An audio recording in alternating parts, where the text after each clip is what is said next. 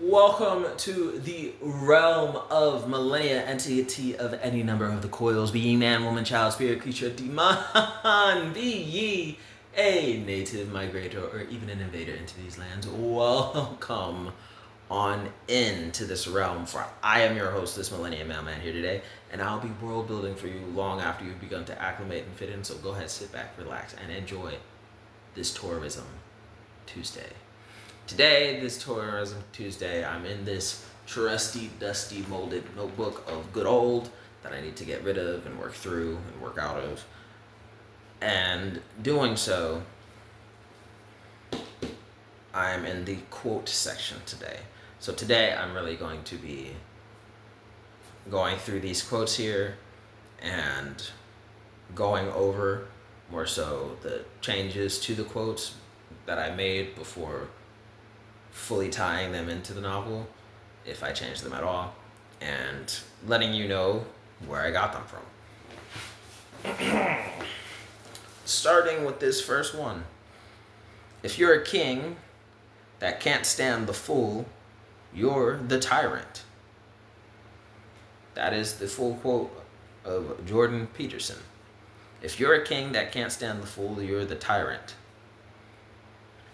Personally, I would add more to it and say, if you're the king that can't stand the fool, I won't say that. I'll say that personally, as an author, the way I chose and am choosing to tie it into the book, like most of the quotes I have in the book are more so direct references through a wise man once told me, a wise man once told me, a wise man once said, a wise man once said this, a wise man once said that. This one wise man from days old, this one wise man of the future is bound to say yada yada yada yada, and that's how I do most of my quote tie-ins. Most of my quotes of other people, those tie-ins are done through the direct reference of a wise man, a wise man, a wise woman, a knowledgeable sage, a wise woman, this and that.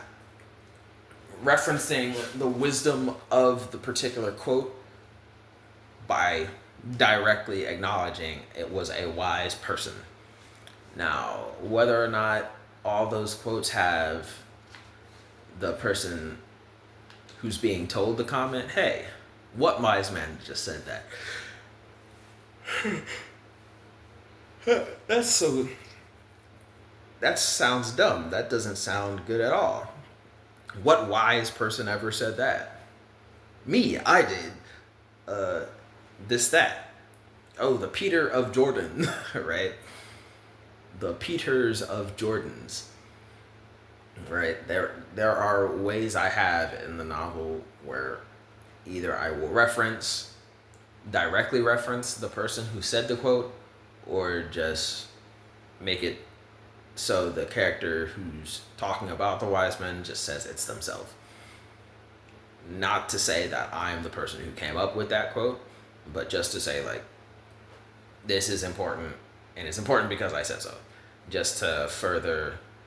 And normally when I do that without directly acknowledging the person, like Jordan Peterson with his quote, it's because it's more a part of the character design and aesthetic to be a bit more narcissistic or a bit extra ignorant of, like, I don't remember who it was, so I'm going to just let you know because I said so. Right? But anywho, I digress.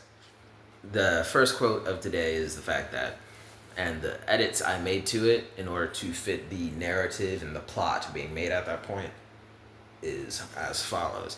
If you're a king that can't stand the fool, you're the tyrant that ban freedom of thought, privacy, speech, and expression, which could breed unique individuality. If you're a king that can't stand the fool, you're the tyrant that bans freedom of thought, privacy, speech, and expression that could have bred unique individualities. That is the quote I have in the book. A wise man once said that if you're a king that can't stand the fool, you're just the tyrant that banned all the freedom of thought, privacy, speech, and expression that could have allowed individuality, creativity that would have made the world better. Right? So when you hear that, yes, it might retract from the memory that Jordan Peterson was the actual first person, because I added a lot to it. So take it, leave it, how you choose to understand it. Next quote here that I'll say is one from Vladimir Lenin. One person with a gun can control 100 people without one.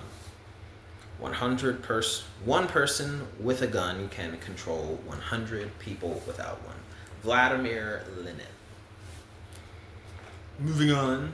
This next one here is actually a quote from a song. It's a song lyric. It's a line from a song that I liked so much, because when I heard it, I just immediately went into cinematic mode and could think of like a whole ton and a slew of things, right?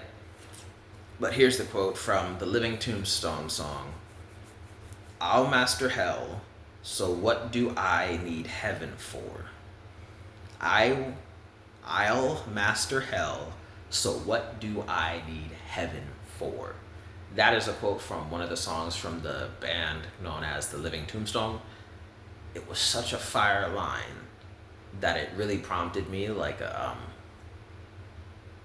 not writer's block, but like more like a writer's light bulb. Like, oh my gosh, there's so many music videos I could write to this one line alone. I just started writing. So after I finished going on my brain explosion from hearing that lyric, I wrote for a good hour or two, and then I'm like, let me put that in the quote section, so when I actually get back to writing my book, instead of writing music video ideas, I don't forget this awesome thing that came out of this brain explosion. So I wrote down the quote from this Living Tombstones, and with this quote, I have the little side note that hey, I'm going to give this to someone as a dialogue piece to help guide the audience, a guide for the mental progression of a particular character. So I will like have this as a person in the audience or some random person in a bar talking about something they remember seeing earlier that day, or this one time where they were visiting an area. Like, oh, I want to go down to the Swappy Gloppy Badapi Mogabi over there. Oh yeah, that place? Oh, I remember the last time I was over there, I'd heard this one guy, I'm pretty sure he probably became the mayor of that Swappy Bugapi Budapi over there a little bit after he said this. What did he say? He said that he would master hell. So what the hell, or some other explicitive. So what, he'll master hell, so what the hell would he need heaven for, right? I was like, oh, that's so profound. That's so awesome. That guy went places. Yeah, he became the mayor of the Swappy Bugapi Budapi over there. Like, he had the ambition, he had the drive, and he really followed through with it. It's like, oh, yeah. Right? So that is one. And then the last one I'll go over today in the quote section of this binder was another song quote from a song lyric. It was from Afterlife, made by the artist David D4VID. D4VID, David, and his song Afterlife, where what doesn't kill you waits for later, right? And that right there, I heard it And then my mind just went on pause.